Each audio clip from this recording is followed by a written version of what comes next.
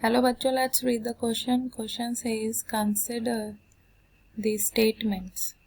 First statement, digestive enzymes like diastase, digestin and polyzyme are produced from Aspergillus venti. Second statement, Bakane disease is caused by fungus Gibberella fusicori. So ये जो दो statements दिए हैं हमें बताना है कि ये जो स्टेटमेंट्स हैं इसके लिए कौन सा करेक्ट ऑप्शन है. की कॉन्सेप्ट, फंगस. सो जो फंगी किंगडम है ये होते हैं eukaryotes and their cell wall made up of chitin and most जो फंगी होते हैं वो मल्टी सेलुलर होते हैं जैसे mushrooms, moulds and some unicellular भी होते हैं जैसे यीस्ट. ये हेट्रोट्रॉप्स होते हैं, decomposers and some are parasites and body made of filaments called hyphae and they reproduce using spores.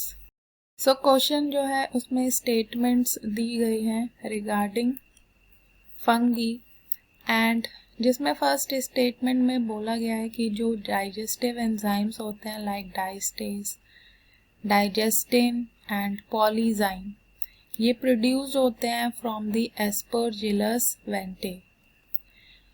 सो ये जो एंजाइम्स हैं ये प्रोड्यूस होते हैं from Aspergillus oryzae, not from Aspergillus wentii. So इसलिए जो फर्स्ट स्टेटमेंट है वो फॉल्स हो जाता है. सो डाइजेस्टिव एंजाइम्स जो होते हैं ये प्रोटीन्स होते हैं एंड ये ब्रेक डाउन करते हैं फूड का and help in digestion. Then जो नेक्स्ट स्टेटमेंट है that bakanae disease is caused by fungus Gibberella fujikuroi. So Gibberella fujikuroi, so Gibberella fujikuroi जो है ये बकाने डिजीज कॉज करती है and this disease also known as foolish seedling disease and it affects the rice plants.